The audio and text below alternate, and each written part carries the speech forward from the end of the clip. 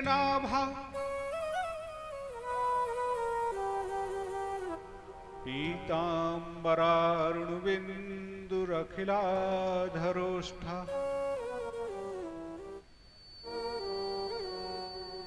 पूर्णेन्दुसुन्दरमुखात् अरविन्दनेत्रा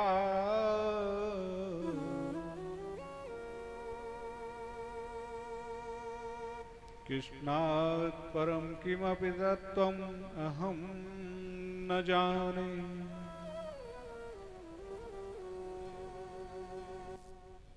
नमः कृष्णाय कृष्णायै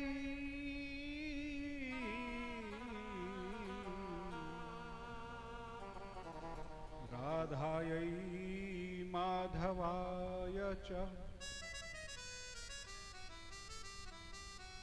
परिपूर्णतमायै च परिपूर्णतमाय च घनश्याम देवाय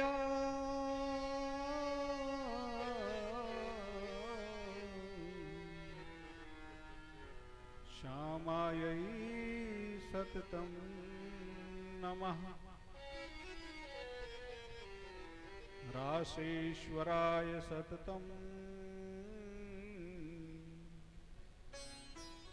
रासेश्वरायै नमो नमः।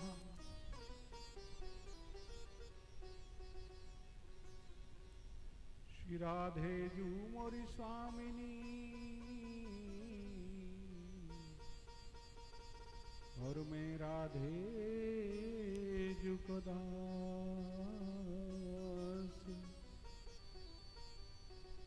जन्म जन्म मोहे दीजियो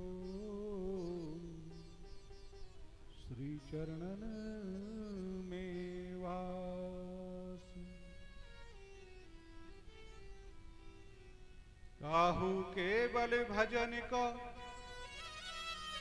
और काहू के आचार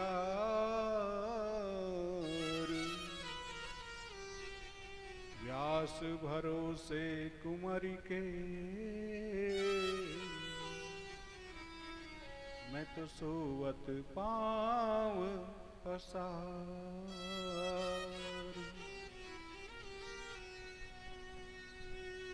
सब द्वारन को छोड़ के एक गयो तिहारो द्वार।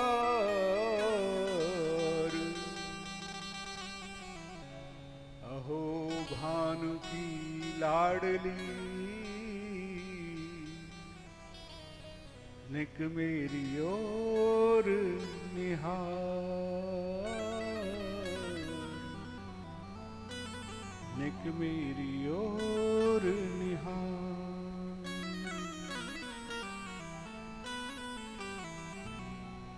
देव दनुज नर नाग खग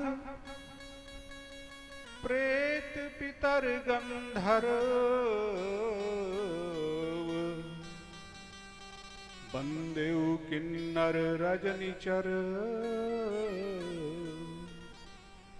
कृपा करहु अवसर।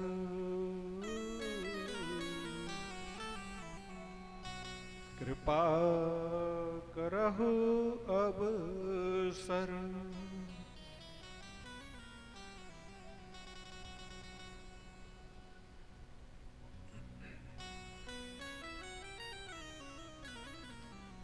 श्रीमद् भागवत महापुराण के आज यहाँ बहलोलपुर में आयोजित प्रथम सत्र में पधारे हुए सभी संत जनों के श्री चरणों में नमन वंदन करता हूँ, स्वागत अभिनंदन करता हूँ। सभी विद्वज्जन श्रेष्ठ जनों के श्री चरणों में स्वागत वंदन अभिनंदन करता हूँ। कथा पंडाल में विराजे हुए सभी श्रोतागण और अन्यत्र जहाँ भी मेरी वाणी के द्वारा श्रवण कर रहे हों सभी श्रोताओं के श्री चरणों में नमन वंदन करते हुए सभी का अभिनंदन करता हूँ।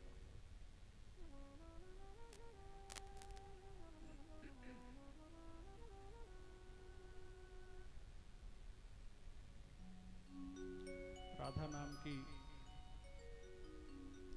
स्तुति राधे कृष्णा राधे कृष्णा राधे श्री कृष्णा श्री कृष्णा कृष्णा राधे श्री कृष्णा श्री कृष्णा कृष्णा राधे श्री कृष्णा कृष्णा कृष्णा राधे श्री कृष्णा कृष्णा कृष्णा राधे श्री कृष्णा राधे राधे जय श्री राधे राधे राधे जय श्री राधे राधे श्री राधे राधे राधे राधे श्री राधे राधे राधे श्री राधे।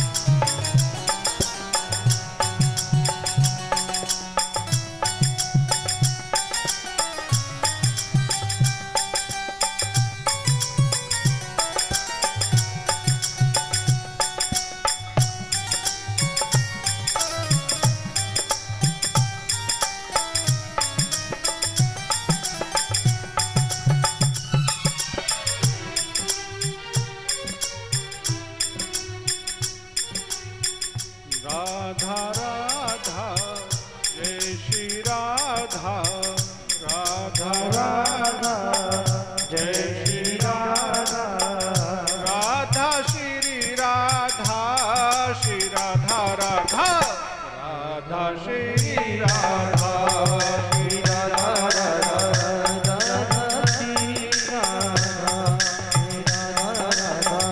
राधा श्री राधा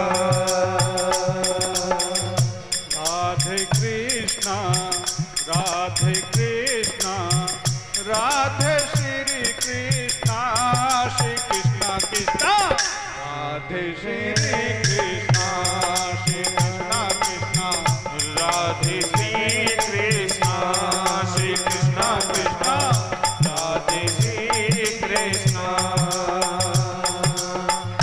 राधे श्यामा राधे श्यामा राधे श्री श्यामा श्री श्यामा श्यामा राधे श्री श्यामा श्री श्यामा श्यामा राधे श्री श्यामा श्यामा श्यामा राधे श्री श्यामा।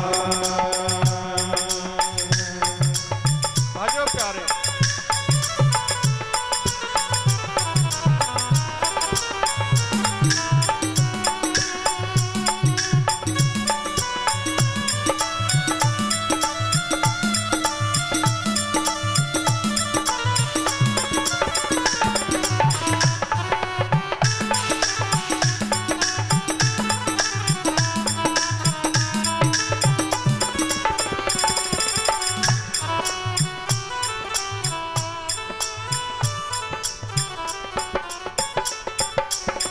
बोली गोविंद भगवान की जय श्री राधाजू सरकार की जय सद्गुरुदेव भगवान की जय संत भगवान की जय श्री हनुमान जी महाराज की जय सभी देवताओं की जय सभी पितरों की जय। जय जय श्री राधे श्याम।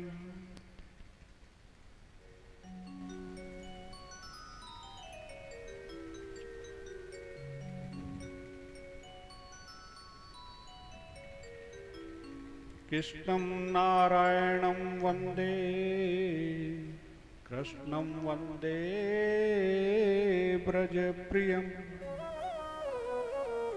कृष्णं द्वैपायनं वन्दे कृष्णं वन्दे प्रथासुतं सच्चिदानन्दरूपाय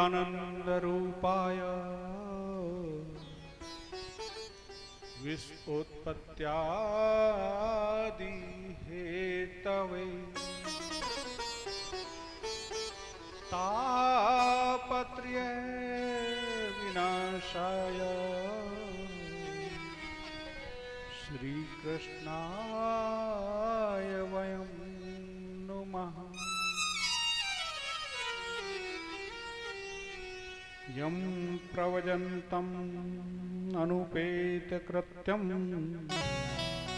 द्वैपायनो विरहकातर आजुहाव पुत्रेति तन्मतया तर्वो अविर्णेदुस्तम्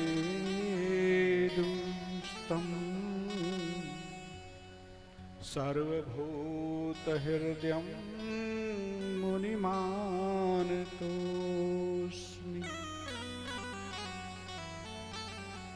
सर्वभूतहृदयं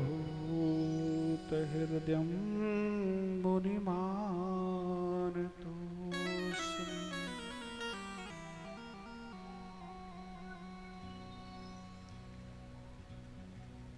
उस सच्चिदानंद स्वरूप अकारण करुणा बरसाने वाले मेरे प्यारे गोविंद राधा माधव के श्री चरणों में नमन करते हुए व्यास जी भगवान के श्री चरणों में नमन करता हूँ। श्री सुखदेव जी महाराज के श्री चरणों में नमन करता हूँ, जिनकी वाणी के द्वारा इस महापुराण का लाभ आज हम और आप सब उठा रहे हैं।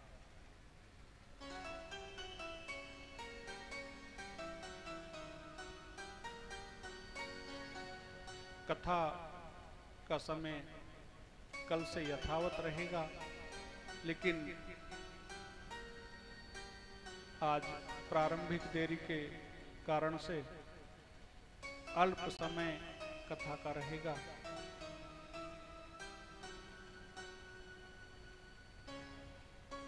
सभी श्रोतागण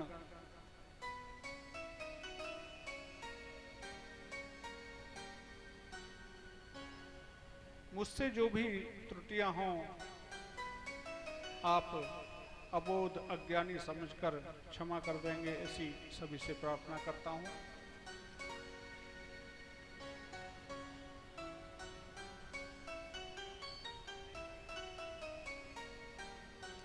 कथा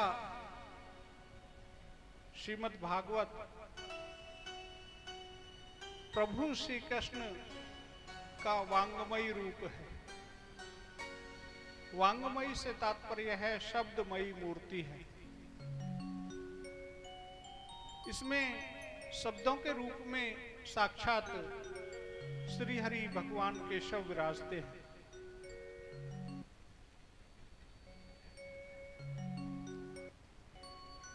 नहीं सुन रहा है? आगे आ जाइए, नहीं आ रही है तो।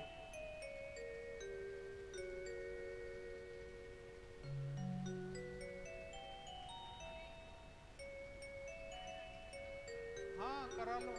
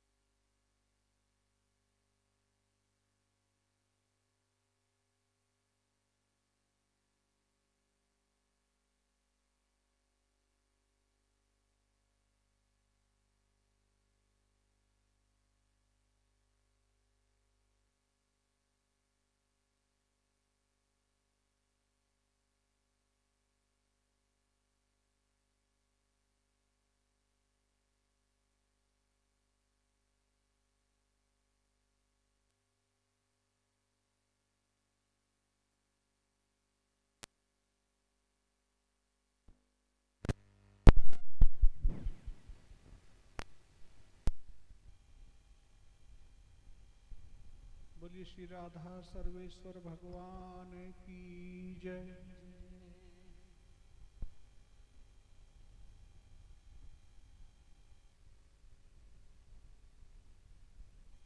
नेमिषे सूतम आसीनम अभिवाद्य महामति कथा अमृत रसास्वादम कुशलः शौनको ब्रवीत। एक बार नैमिष क्षेत्र में 88,000 मुनि एकत्रित हुए और वहां पर कथा अमृत का रस का स्वाद लेने में प्रवीण कुशल श्री शौनक जी ने एक प्रश्न पूछा श्री सूत जी से। भक्ति ज्ञान विराग्याप्तो विवेको वर्धते महान् माया मोह निराशश्च वैष्णवै क्रियते कथम। कि हे सद्गुरुदेव भगवान, ऐसा कोई उपाय बताइए कली काल के जीवों के लिए कि जो भक्ति ज्ञान और वैराग्य को बढ़ाए, विवेकशील बनाए, माया और मोह का नाश कर दे। ऐसा कोई उपाय आप हमें कृपया करके बताएं। और क्या कहा? श्रेयसाम यद भवेश्येयम् पावनानाम च पावनम् कृष्ण प्राप्ति करम शाश्वत साधनम तत् आधुना। कि जो श्रेष्ठों में श्रेष्ठ हो और पावनों में भी अत्यंत पावन हो और श्री कृष्ण की साक्षात प्राप्ति कराने वाला हो, ऐसा कोई साधन आप हमें बता दीजिए।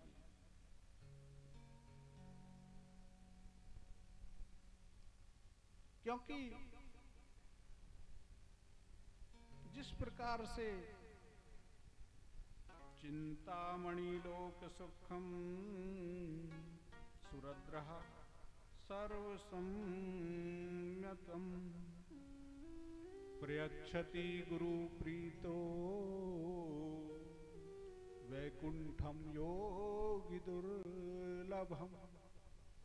जिस प्रकार से मणि इस लोक के सुखों को प्राप्ति कराने वाली होती है, क्योंकि वो जिसको छुआ दो तो उससे लोहा भी कंचन बन जाता है, सोना बन जाता है। इसी प्रकार से यदि गुरु प्रसन्न हो जाएं तो इस लोक की कौन बात करे, वो साक्षात वैकुंठवासी उस श्री हरि से मिला देते हैं। और मैंने ये प्रश्न इसीलिए आपसे पूछा है क्योंकि ये आप ऐसा करा सकते हैं, आप में सामर्थ्य है, इसलिए मैंने ये आपसे प्रश्न किया है। श्री सूत जी कहते हैं कि सावधान होकर सुनो। तो मैं आपके श्री चरणों में विनती करूं, आप सब भी महाराज यहाँ पर अपना गृह कार्य आदि छोड़कर बैठे हैं, तो इन 7 दिनों में जितने दिन भी आप कथा श्रवण करें तो चित्त को यहीं पर रखें।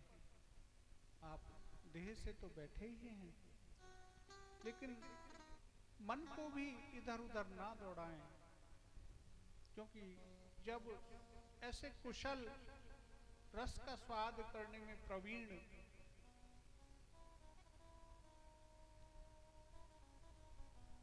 श्री सौनक जी को सूत जी कह सकते हैं कि सावधान होकर सुनो, तो हमारी बात कौन करे। पता नहीं कब किसके कल्याण की बात आ जाए और उसी समय मन भटक रहा हो तो कोई लाभ नहीं। वैसे तो बहुत सारे नियम हैं श्रवण के, लेकिन फिर भी कुछ एक नियमों का आप पालन कर सकते हैं, जैसे कि अल्प आहार करें, ज्यादा आहार ना लें, भोजन ना लें। मन, कर्म और वचन से ब्रह्मचर्य का पालन करें। इन 7 दिनों में तो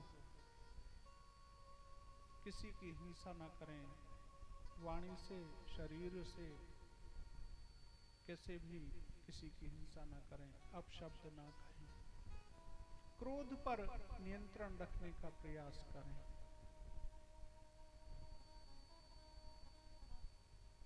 सभी में प्रेम भाव से भगवत दर्शन करते हुए, चाहे जो भी हो माता जी, चाहे जो भी हो, सभी में सोचें कि इसमें मेरा प्यारा गोविंद है। यहाँ पर जाति का कोई भेद है नहीं, छोटे बड़े का कोई भेद बिल्कुल नहीं है,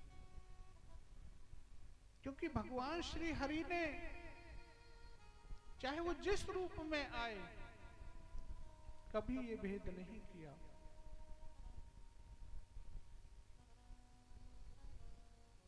राम रूप में जब मेरे प्रभु आए तो भिलनी के झूठे फेर खाए। कहां उन्होंने सोचा कि ये जाति में कहां है झूठे फेर।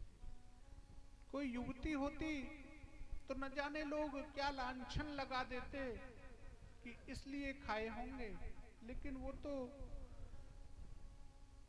कृशकाय शरीर है, बूढ़ी है भिलनी, लेकिन गुरु वाक्य पर विश्वास है तो प्रभु खुद चलकर उसके द्वारे पर पहुंचे हैं।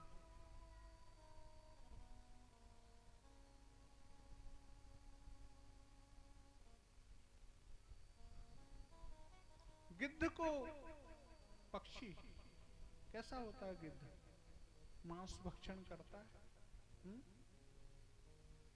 अब के बालकों ने तो नहीं देखा होगा, लेकिन हमारे समय में तो खूब गिद्ध थे। अभी प्रभु रामलला विराजमान हुए तो खबरें आई, मैंने साक्षात तो नहीं देखा, खबरें आई कि अयोध्या जी में भी जटायु रूप में गिद्ध पहुंचे हैं भगवान श्री राम के मंदिर के दर्शनों के लिए। उनको भी, क्योंकि प्रभु का काज जो किया है तो गिद्धराज को गले लगाया है। हाँ? इसी तरह से भगवान श्री कृष्ण ग्वाल बाल रूप में जब लीला करते हैं तो एक कौर उसके मुख में देते हैं और उसी को बचा हुआ अपने मुख में रख लेते हैं। कोई छोट नहीं, कोई बड़ा नहीं, कोई ऊंचा नहीं, कोई नीचा नहीं।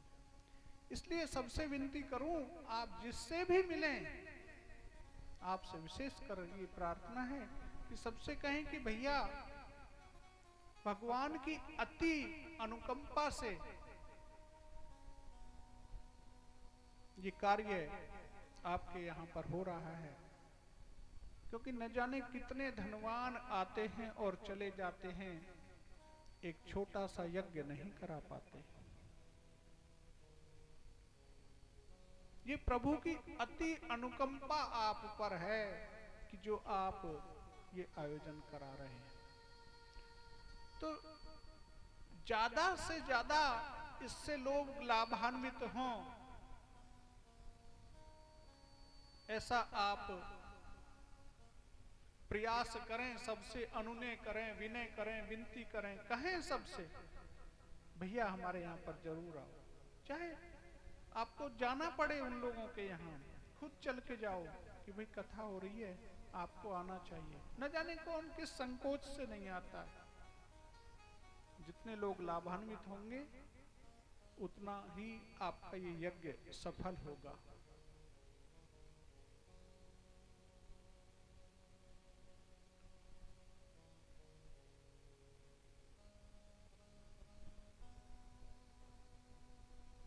और सभी ये ना सोचें कि हमें कुछ ना कुछ यहाँ पर लाना ही है, चढ़ाना ही है। आप प्रेम से एक पुष्प भी लाकर चढ़ाएंगे तो भी भगवान स्वीकार कर लेंगे, क्योंकि वो आपके किसी द्रव्य के भूखे नहीं हैं।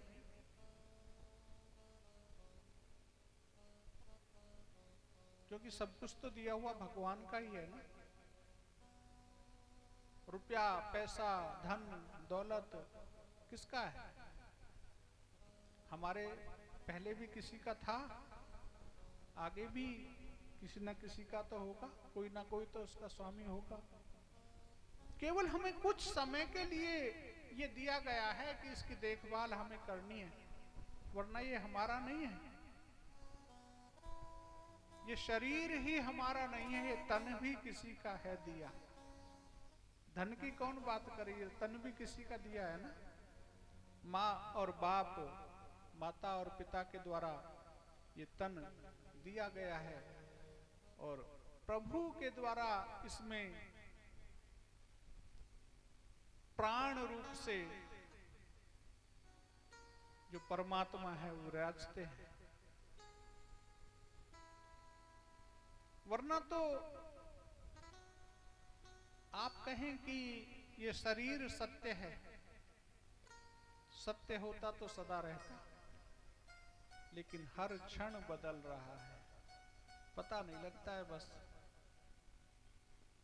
आप तनिक विचार करें कि इतनी अवस्था हमारी हो गई और ऐसे लगता है कि हम ही अपने बालकों के जैसे थे, पढ़ते थे, कूदते थे, खेलते थे, लेकिन आज हमारे बालक उस रूप में हैं। कल को जिस अवस्था में हमारे माता पिता हैं, हमें भी उस अवस्था में जाना है। प्रभु कृपा रही तो, नहीं तो कौन जाने कब बुलावा आ जाए और निकलना पड़े।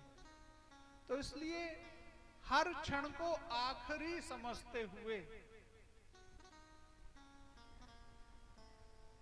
हमें इस जीवन को जीना है।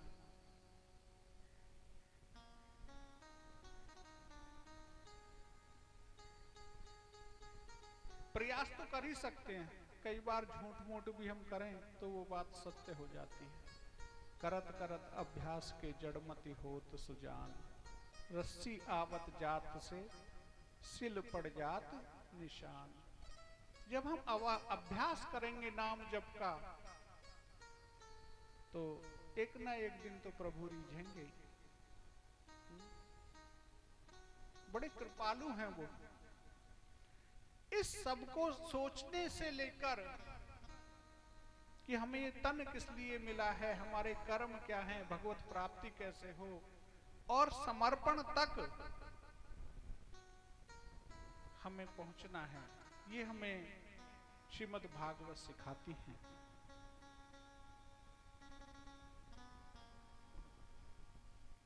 क्योंकि ये केवल आपके ही इस भाग्य में लिखा है, ऐसा मैं कहूंगा। क्योंकि देव दुर्लभ है, श्रीमद् भागवत का पान देवताओं को भी दुर्लभ है। मिला नहीं था उनको भी। देवता पहुंचे थे ना जब, आपको पता है, श्राप मिला था परीक्षित को कि 7 दिनों में तुम्हें तक्षक डस लेगा, तो देवता पहुंचे हैं अमृत का कलश लेकर और श्री सुखदेव जी से कहा कि इनको मौत का भय है, आप अमृत पिला दो और श्रीमद् भागवत का पान हमें करा दो। तो श्री सुखदेव जी ने उनको हंस करके भगा दिया, डांट करके भगा दिया कि क्या बात करते हो, कांच की महिमा दी है और मणि की महिमा दी है श्रीमद् भागवत को, अमृत को कांच के समान बताया है। कै कांच का मणि महान, कि कहां ये कांच रूपी अमृत और कहां मणि रूपी श्रीमद् भागवत। तो देवताओं को भी यदि इसका पान करना है तो मानव जन्म लेना पड़ेगा।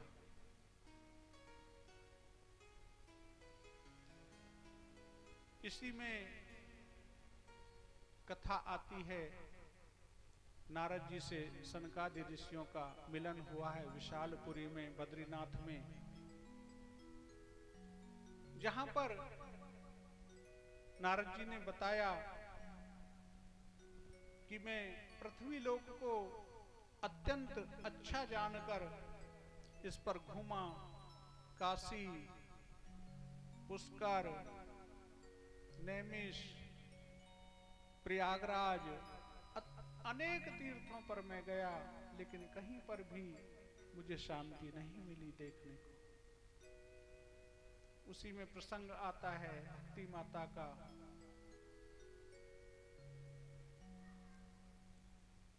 भक्ति से नारद जी का मिलन होता है और नारद जी को भक्ति के दोनों पुत्र ज्ञान और वैराग्य मृत प्राय लेटे हुए बैठे हैं। अनेक प्रयत्न के बाद भी वो नहीं उठते, तो इसी प्रयास की खोज में कि कैसे वो उठें, कैसे जगें, वहां पर बद्रीनाथ धाम में सनकादि ऋषियों से उनकी भेंट होती है। उपाय बताया जाता है श्रीमद् भागवत का। तब सनकादि से श्री नारद जी को श्रवण मिलता है श्रीमद् भागवत का। यूं तो पहले ब्रह्मा जी के द्वारा भी श्रवण मिला था, लेकिन वो चतुश्लोकी भागवत थी। लेकिन सप्ताह रूप में श्रवण इनके द्वारा ही मिला। सप्ताह संपूर्ण विश्राम हुआ तो वहां पर भक्ति प्रकट होती हैं और उनके पुत्र ज्ञान वैराग्य भी जी उठते हैं। ऐसी श्रीमद् भागवत की महिमा है। कलयुग में और कोई चाहे जितने भी दोष हों, लेकिन ये एक सबसे बड़ा गुण है। वो क्या है कि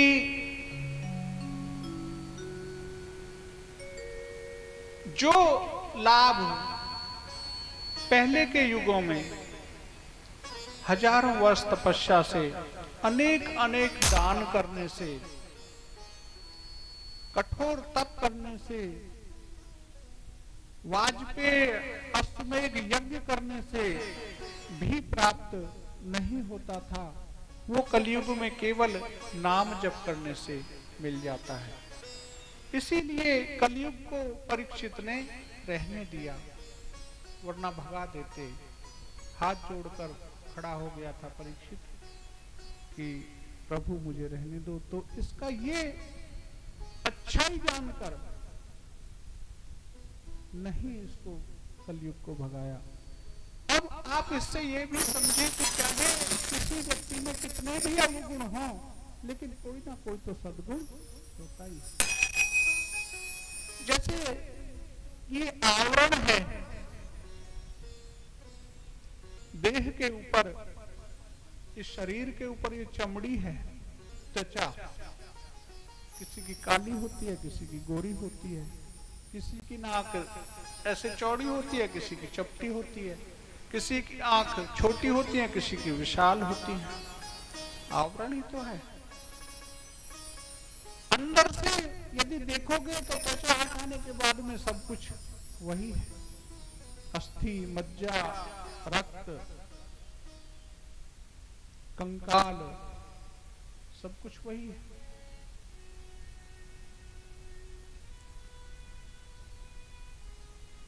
तो कोई जिसकी त्वचा का रंग मान लीजिए किसी का काला है, बिल्कुल काला है, तो उसके दांत कैसे होते हैं? बिल्कुल चमकीले, सफेद। यही देखें, देखो कितने सुंदर दांत हैं इसके, क्योंकि भगवान ने सबको बनाया है, उसी की सृष्टि है। किसी को देखकर अपमानित ना करें, मजाक भी करें तो देख कर, किसी को नीचा दिखाने के लिए ऐसा भी ना करें, क्योंकि कर्म का सिद्धांत है साहब, अवश्यमेव भोक्तव्यम, अवश्य ही हमें भोगना पड़ता ही है। भगवान कुछ नहीं करते इसमें। कोई कहे कि भगवान ने दुख दिया, भगवान ने सुख दिया, ना, भगवान को इन सब के लिए फुर्सत नहीं है। ये हमारे कर्म ही हैं जो हमें सुख और दुख देते हैं। तो इतनी महिमा कलयुग की है, इसीलिए सदा सेव्या श्रीमद् भागवती कथा यस्य श्रवण मात्रेण हरिर्चित्तं समाश्रयेत्। इसका सदा सेवन करो, सदा सेवन करो, एक बार नहीं, सदा। क्योंकि वैसे भी ये पुराणों का निचोड़ है। यदि ऐसा ना होता तो वेद घोष नारद जी ने किया है, ज्ञान वैराग्य के कानों में वेदांत घोष किया है। उससे कोई थोड़ा बहुत फर्क पड़ता था, उठते थे लेकिन जम्हाई से लेकर फिर लेट जाते थे। और जब श्रीमद् भागवत का श्रवण हुआ तो उठ खड़े हुए, नाचने लगी, गाने लगी भक्ति में। इसमें 18,000 श्लोक हैं, 335 अध्याय हैं और 12 स्कंद हैं।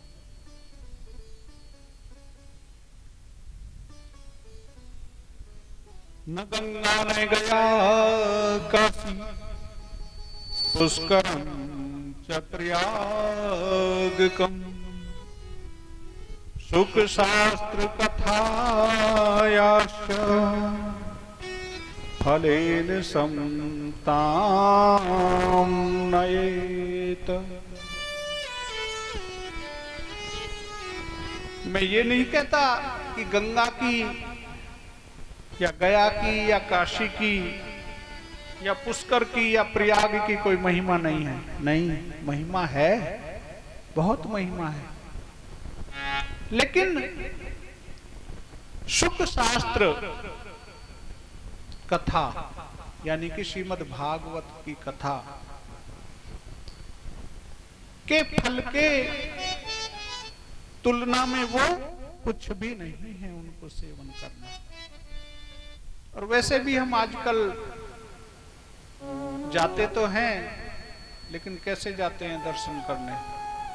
हाँ जी, वृंदावन में जाते हैं तो कैसे जाते हैं श्रीधाम में?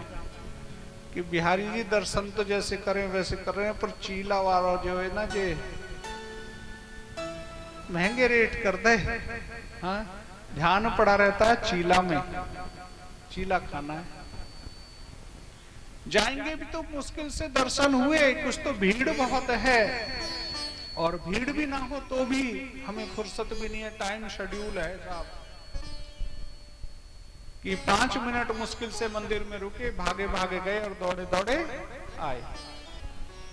जबकि तीर्थ सेवन का जो तात्पर्य था वो वहां पर तीर्थ में जो विराजित भगवान हैं या उनके स्वरूप हैं, उनके दर्शन के साथ साथ जो उनकी सेवा करने वाले होते हैं, क्या उस तीर्थ में जो टिके हुए महात्मा होते हैं उनके भी दर्शन हमें करने चाहिए।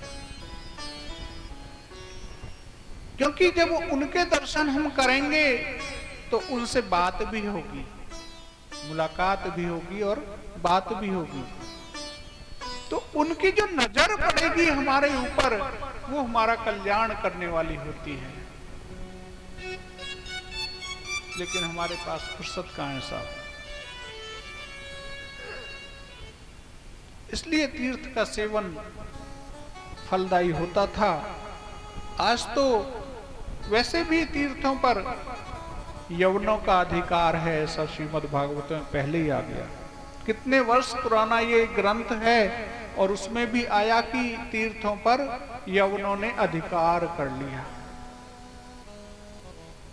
साधु दिखावे मात्र को साधु रह गए, वरना पाखंड कर लिया।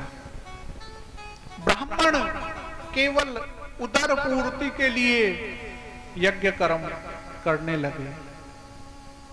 कथा वाचन हो चाहे जो हो, केवल उदर पूर्ति के लिए करने लगे। इसीलिए महिमा घटती जाती है साहब।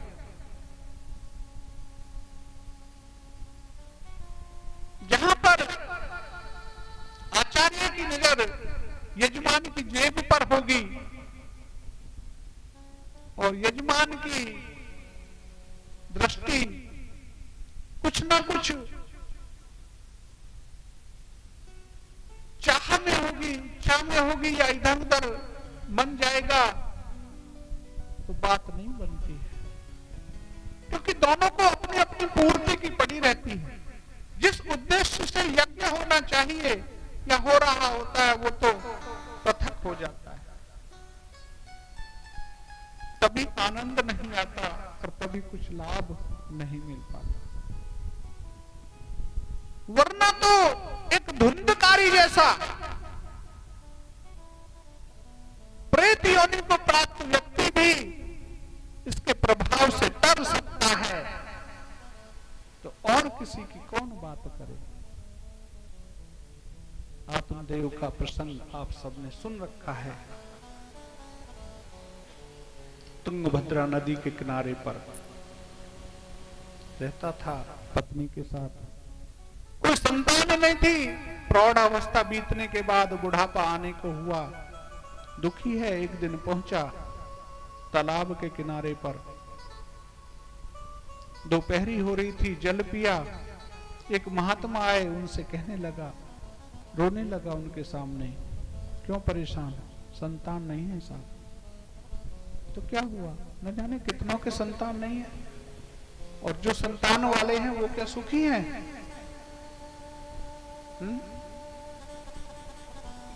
कोई तन दुखी, कोई मन दुखी, हर दुखिया सब संसार।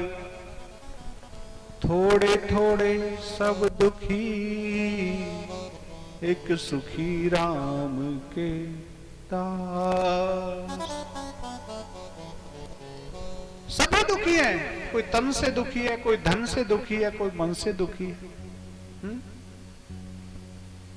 संतान वाले सभी सुखी नहीं है और बिना संतान वाले सभी दुखी नहीं है। बहुत समझाया लेकिन समझ में नहीं आई।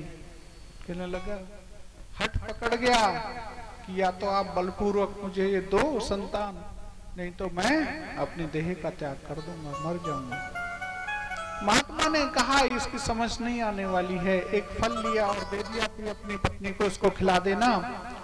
जाकर धुंधली को दिया, उसने कहा ठीक है। बहाने बनाया कि मैं ऐसे हो जाऊंगी, पेट फूल जाएगा तो भूख नहीं लगेगी, बालक होगा, कैसे होगा, कैसे कौन करेगा, और इसी बीच में यदि ये नहीं हुआ, गर्भ पैदा ही ना हुआ तो मैं क्या करूंगी, मैं मर ना जाऊं, गलती से चोर वोर आगे भागना पड़ गया तो भगूंगी कैसे। तरह तरह के बहाने, क्योंकि नाम ही उसका धुंधली है। पति की आज्ञा नहीं मानती है, पति से झगड़ती है। वैसे ठीक है, प्रवीण है कार्यों में, लेकिन आज्ञा नहीं मानती है।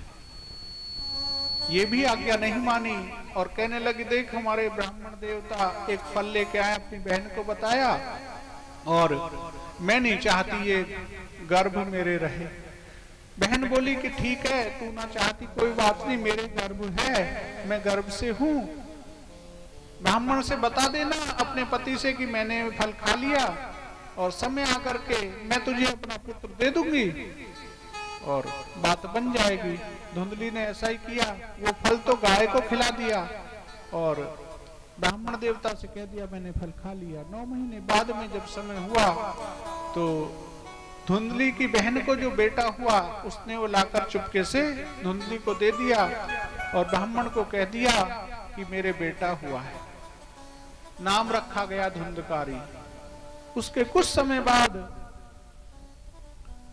गाय को मानव के शरीर के जैसा एक बालक हुआ जिसके कान गाय के जैसे थे। नाम हुआ गोकर्ण।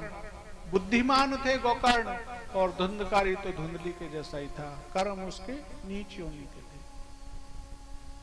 नीच कोई जाति से नहीं होता साहब, नीच जाति से नहीं होता है, नीच कर्म के अनुसार होता है। उसके ब्राह्मण कुल में होते हुए भी कर्म नीचों के नीच। सताता था लोगों को, चोरी करता था, मारता पीटता था। पिता को सताने लगा।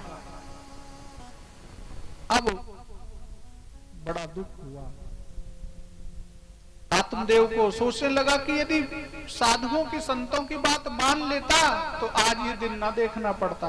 गोकर्ण जी ने समझाया कि पिताजी ये लोग हमारे कल्याण के लिए है, इसमें फंसने के लिए नहीं है। इसलिए आपसे प्रार्थना है कि आप जाकर वन में तपस्या करो, श्रीमद् भागवत के 10वें स्कंद का पाठ करते हुए प्रभु को पा जाओ। गोकर्ण जी की बात मानकर आत्मदेव वन में पहुंच गए और वहां पर भगवान के नाम का स्मरण करते हुए और प्रभु के धाम को प्राप्त हो गए। बाद में धुंधली को, क्योंकि गोकर्ण जी भी तपस्या के लिए निकल गए थे, उन्होंने भी घर बार छोड़ दिया। धुंधली को अपने किए हुए का दंड भोगना पड़ा। धुंधकारी ने मारी, पीटी, ठीक ठाक उसकी पिटाई की। रोज का नित्य कर्म हो गया, क्योंकि पैसे मांगता था, धन मांगता था, और जब नहीं देती थी धुंधली तो पिटाई करता था। इस सब से दुखी होकर एक दिन धुंधली कुएं में जाकर गिर पड़ी और अपने प्राणों का अंत कर दिया। तब तो उच्छृंखल हो गया, बिल्कुल खुलापन। 5 वैश्याओं को घर पर ले आया धुंधकारी।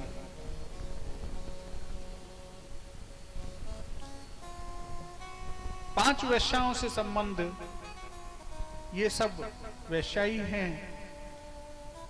काम, क्रोध, लोभ, मोह, अहंकार,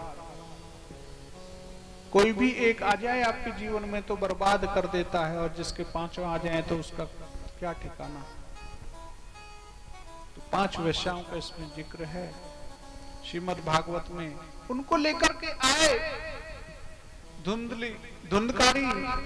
तो वैश्याओं ने सोचा कि इसका तो कर्म रोज चोरी का है, किसी दिन राजा के सैनिक इसको पकड़ लेंगे, इसके साथ साथ धन यहाँ पर मिलेगा तो हम भी जेल जाएंगे, इससे तो इसको ठिकाने लगाओ। एक दिन ठीक ठाक माल लेके आया, उन्होंने मार लगाई उसको और खाट से बांध के और ऊपर से जलते हुए कोयले डाल दिए, और जब मर गया तो गड्ढा खोदकर दबा दिया और धन को लेकर के चंपत हो गई 5।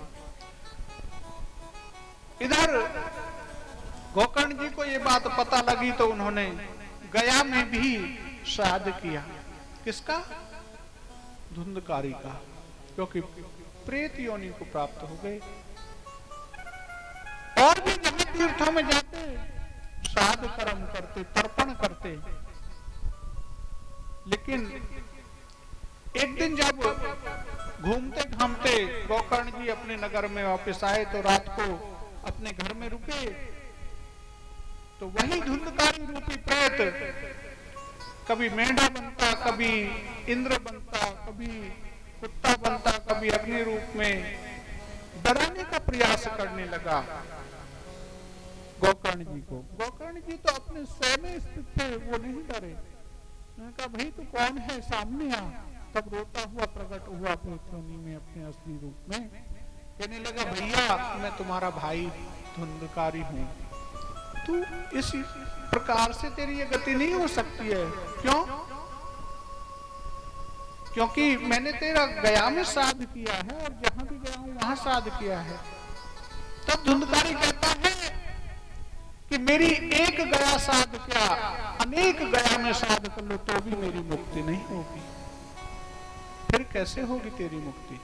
अब ये मैं कैसे बता सकता हूं? धुंधकारी ने कहा ये तो आप ही सोचो। इसी चिंता में गोकर्ण जी को रात भर नींद नहीं आई और यही सोचते सोचते जब प्रातः हुई तो सूर्य नारायण ने दर्शन दिए और साक्षात कहा कि आप श्रीमद् भागवत का सप्ताह करो तब इसकी मुक्ति होगी।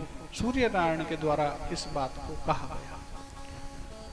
गोकर्ण जी ने स्वयं वक्ता बनने का निर्णय किया। आसपास के गांवों से भी बुलाए गए लोग, वहां पर भी जो गांव के लोग थे सभी को निमंत्रण दिया गया और एक श्रेष्ठ वैष्णव ब्राह्मण को मुख्य वक्ता बनाकर कथा श्रीमद् भागवत की कही गई। और इसी संदर्भ में क्या हुआ कि वो प्रेत योनि में गया हुआ धुंधकारी वायु रूप होने के कारण एक बांस में आकर बैठ गया। जैसे ही एक दिन की कथा आरंभ विश्राम हुई, एक बांस फटी बांस की, दूसरे दिन दूसरी, इसी तरह करते हुए 7 दिन में वो बांस फट गया और उससे साक्षात विष्णु रूप होकर धुंधकारी प्रकट हुआ। पीतांबरी ओढ़े, कानों में कुंडल, श्याम वर्ण, अलौकिक छटा, और उसको लेने के लिए भगवान के पार्षद आए। तब वहां पर जो और लोग थे उन्होंने कहा कि भाई ये आप तो भेदभाव कर रहे हो, क्या यहाँ पर और श्रोता नहीं है जिन्होंने धुंधकारी के जैसा श्रवण किया हो? तो फिर केवल इसी को ये गति क्यों? तब भगवान के पार्षदों ने कहा कि हम भेदभाव नहीं कर रहे हैं, इसने जो श्रवण तो किया है औरों में भी हम मानते हैं श्रवण किया है, लेकिन मनन नहीं किया है। क्या नहीं किया है? मनन नहीं किया है। मन न क्या मन न मन न लगे तो क्या करना चाहिए? हाँ जी, मन न मन न लगे तो क्या करो? नमन करो। मन के न को पीछे से हटा के आगे लगा दो। मन ना लगे तो नमन करो। नमन कहाँ करो? जिसको भी आप अपना मानते हो, अपना इष्ट मानो, अपना आराध्य मानो, उसी के श्री चरणों में आप नमन करो, वो राह मिल जाएगी। या तो मनन करो। तो इसने मनन किया है, निधिध्यासन किया है। जो चर्चा भगवत की होती तो भगवान की चर्चा को अपने मन ही मन उतारता कि ऐसे ऐसे स्वरूप थे, ये भक्त थे, उन्होंने क्या किया, वैसे ही कार्य करता और निराहार रह करके भागवत श्रवण किया। तो ये रूप हुआ। जब इस तरह से चर्चा हुई तो उन्होंने कहा कि अब यदि हम सब ऐसे श्रवण करें तो हमें भी भगवान की प्राप्ति हो जाएगी। बोले बिल्कुल हो जाएगी। दोबारा से कथा ऐसे हुई।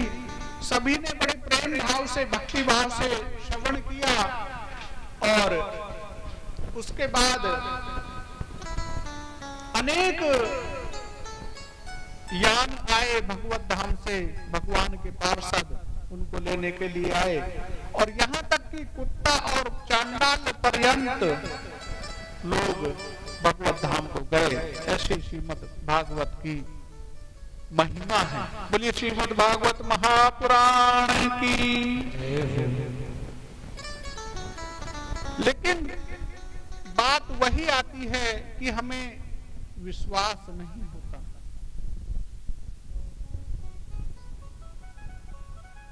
जिस वाक्य पर हमें संदेह हो जाता है वो फिर फलित नहीं होता। मान लीजिए गुरु ने कोई आपको आज्ञा की या बात कही, तो उसमें आप किंतु परंतु लगा देंगे, वो फलित नहीं होगा। ये बात सीखनी है तो सबरी भीलन से सीखो। आयु की उस अवस्था को पार कर चुकी हो कि युवती थी, तब गुरु ने कहा कि भगवान आएंगे, चिंता मत कर, तेरे द्वार पर राम आएंगे। कुछ सवाल जवाब नहीं किया, लेकिन प्रतीक्षा करती रही, और उसको पता है यदि सदगुरुदेव भगवान ने ये बात कही है तो फलित होगी ही, और भगवान को आना पड़ा। विश्वासो गुरुवाक्येषु स्वस्मिन् दीनत्व भावना मनोदोष जयश्चैव कथायां निश्चलामति। कि गुरु वाक्य में विश्वास होना चाहिए और दीनता की भावना होनी चाहिए। आप ये सोचो कि बहुत बड़ा आयोजन आपने किया तो मैं कुछ हूं ना, खाली रह जाओगे।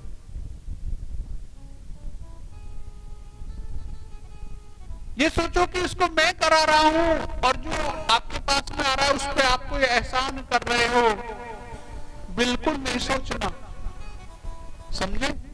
नहीं तो कुछ नहीं मिल पाएगा। दीनता की भावना हर एक में, हाँ हाँ आइए आइए आइए, आपका ही है, आपका ही है।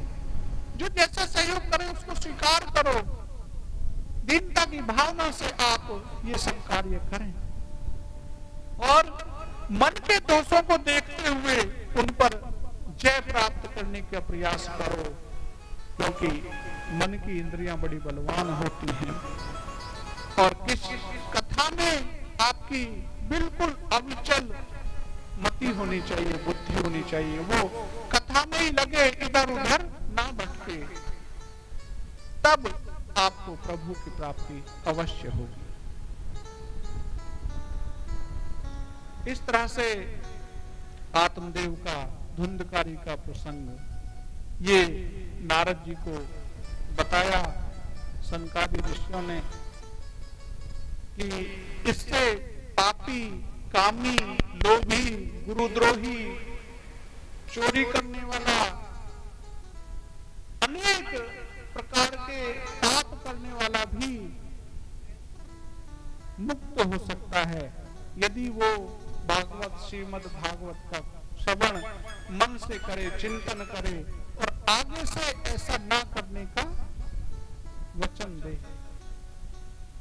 अब ये तो है नहीं कि आप सोचें कि फिर से वो कर दो, एक बार भागवत सुन लेंगे तो कल्याण हो जाएगा। नहीं, जो अपराध आपसे अनजाने में हो गया वो आगे से ना हो, तो आप निश्चित रूप से प्रभु को प्राप्त कर पाओगे। बोलिए गोविंद भगवान की जय। आज की कथा को यही विराम देते हैं। कल कथा ठीक समय से आरंभ हो जाएगी 12 बजे से दोपहर को। तो सभी से मेरा अनुरोध है कि समय से पूर्व आएं, जिससे कि कथा समय से आरंभ हो पाए। जय श्री राधे। सभी लोग अपने स्थान पर खड़े हो जाएं। कथा की आवाज आ रही है। Hello hello hello hello hello.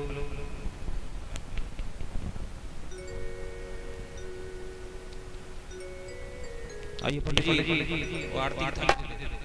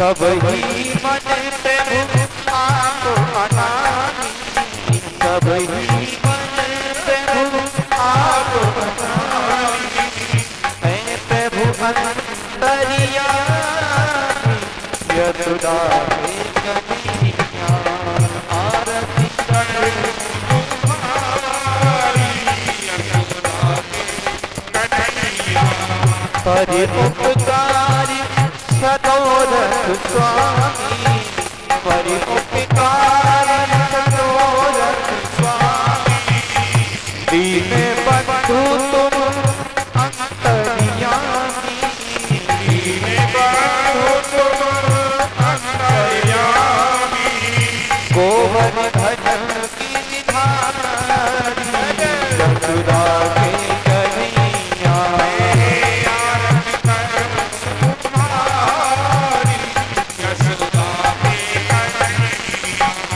नाथी अनाथ थे आप सहारे, नाथी अनाथ थे आप सहारे, मंगल में सब रूप तुम्हारे, मंगल में सब रूप तुम्हारे, लीला नाथ तुम्हारी, यशोदा के कन्हैया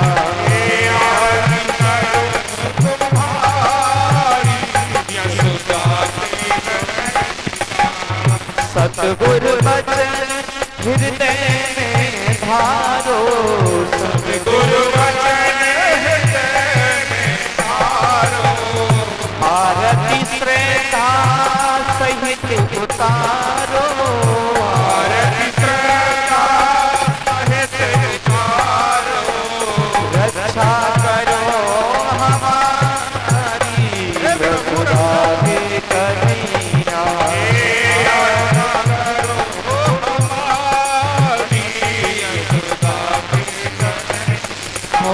चरण कमल बलिहारी, यशोदा के कन्हैया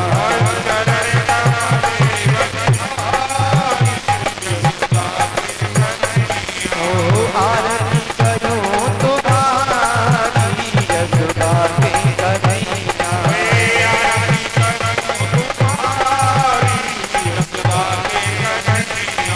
चरण कमल बलिहारी, यशोदा के